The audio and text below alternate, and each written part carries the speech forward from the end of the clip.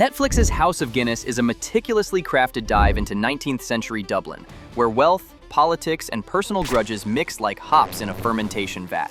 Creator Stephen Knight has built a world that feels lived in, giving viewers everything from big cinematic set pieces to subtle costume details that whisper character secrets. Episode 7 is the kind of sequence that makes viewers gasp. Sean Rafferty walking away from an exploding tenement. On the surface, it feels like classic action movie cool. The don't look back trope that Andy Samberg and The Lonely Island famously lampooned in Cool Guys Don't Look at Explosions. But here's the twist. Rafferty does look back. James Norton explained in interviews that this was a deliberate subversion. Unlike the archetypal action hero who struts forward without a blink, Rafferty is simultaneously calm, observant, and a little unnerving. The shot tells you immediately who he is: disciplined, intelligent, and capable of cold calculation. From a cinematography standpoint, the scene is a masterpiece of framing and timing. Nick Bruhl and Joe Sardi, the show's cinematographers, played with wide lenses to capture the full breadth of the crumbling tenement while keeping Rafferty central. Light from the explosion bathes his face in stark contrast, emphasizing the duality of danger and poise.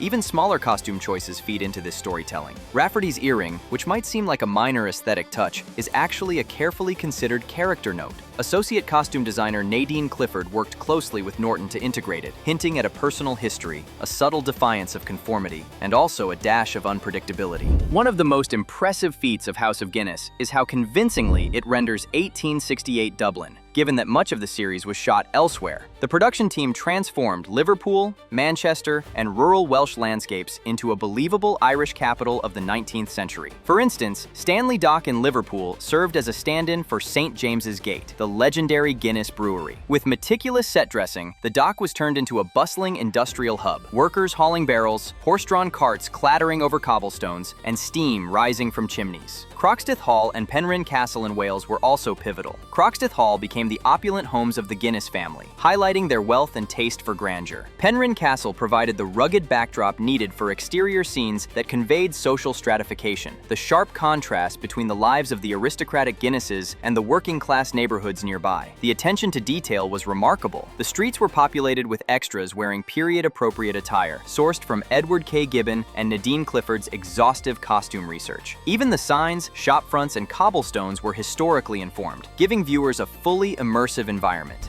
The series opens with a shocking funeral riot, which sets the tone for the chaos and intrigue that will follow the Guinness family. Staging this scene required both logistical mastery and narrative foresight. Director Tom Shankland wanted the riot to feel both organic and cinematic, so the team choreographed hundreds of extras to create layers of movement. Some individuals carried banners and flags representing political factions, while others engaged in improvised skirmishes. The funeral riot illustrates the political tension in Dublin post-1868, particularly the friction between Catholics and Protestants, as well as the precarious position of the Guinness family. Stephen Knight's writing here is deliberate. The public unrest mirrors the internal tensions among the siblings, blending politics with drama. Meanwhile, building the brewery itself on screen was another massive undertaking. The Guinness brewery in the series had to feel industrially authentic, but also cinematic. This meant that production designers layered real textures: wooden scaffolding, metal piping, barrels, vats of brewing liquids, with visual cues of wealth, such as polished brass accents and strategically placed windows allowing shafts of light to dramatize the interior.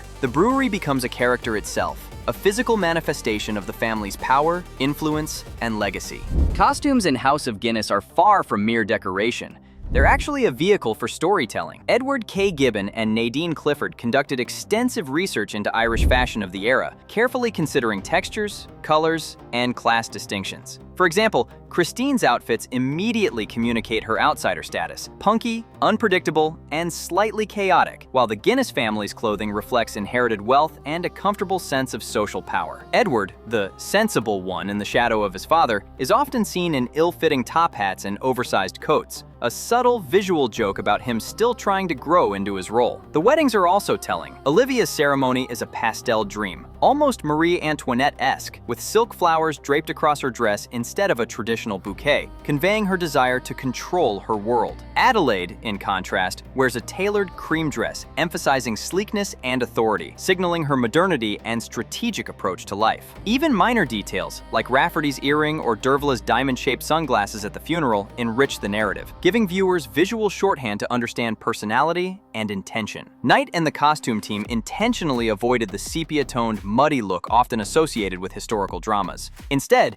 they explored a spectrum of blacks, reds, greens, and golds inspired by Guinness branding itself, giving the series a vibrant period feel. While House of Guinness draws heavily from history, it takes creative liberties for dramatic effect. The series faithfully depicts the existence of the Guinness siblings, Arthur, Edward, Anne, and Benjamin, and their inheritance of the brewery. Political involvement, philanthropy, and religious tensions are grounded in fact. However, some plot points like assassination attempts or specific personality conflicts are dramatized for narrative impact. Characters such as Patrick and Ellen Cochrane, representing revolutionary movements, are fictionalized, though inspired by real historical currents. A fascinating layer of the series is its use of the Guinness Harp, an emblem of both brand identity and Irish heritage. Historically, Guinness trademarked the harp in 1876, before the Irish Free State officially adopted it as a national symbol. The Guinness harp faces one direction, while the state emblem faces the other, a subtle but meaningful detail tying brand to national identity. Knight and the production team play with this iconography visually, weaving it into costume and set design, from brewery signage to character accessories. It's a clever nod to Ireland's cultural and political history while keeping it stylishly cinematic.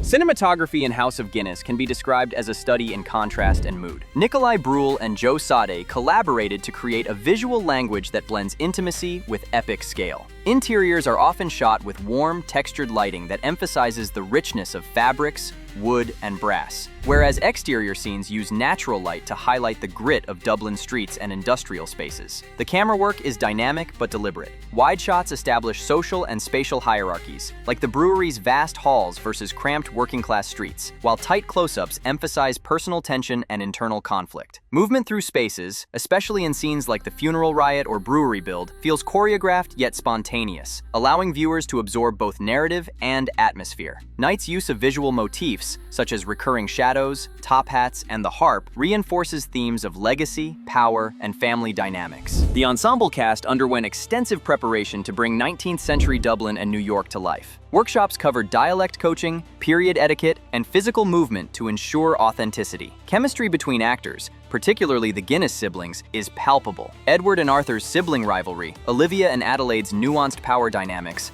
and Rafferty's calm menace all feel lived in because the actors had time to inhabit the world collaboratively. James Norton's portrayal of Rafferty really stands out. His commitment to subverting traditional cinematic tropes, combined with subtle costume and prop choices, earring, coat, posture, allows a layered performance that communicates more in silence than dialogue ever could. Similarly, Danielle and Adelaide's actresses collaborate closely with the costume department to ensure that their wardrobe reinforces character narrative without overshadowing performance. Stephen Knight's vision for House of Guinness fits neatly within his larger body of work, which includes Peaky Blinders and 1,000 Blows. While House of Guinness is not explicitly part of the same narrative universe, it shares thematic DNA, power struggles, family dynamics, and the tension between tradition and personal ambition. Knight is careful to situate the series historically, allowing it to explore both macro-political shifts in 19th century Ireland and the intimate, human-scale consequences of wealth and influence. Knight emphasizes survival over success as the central theme.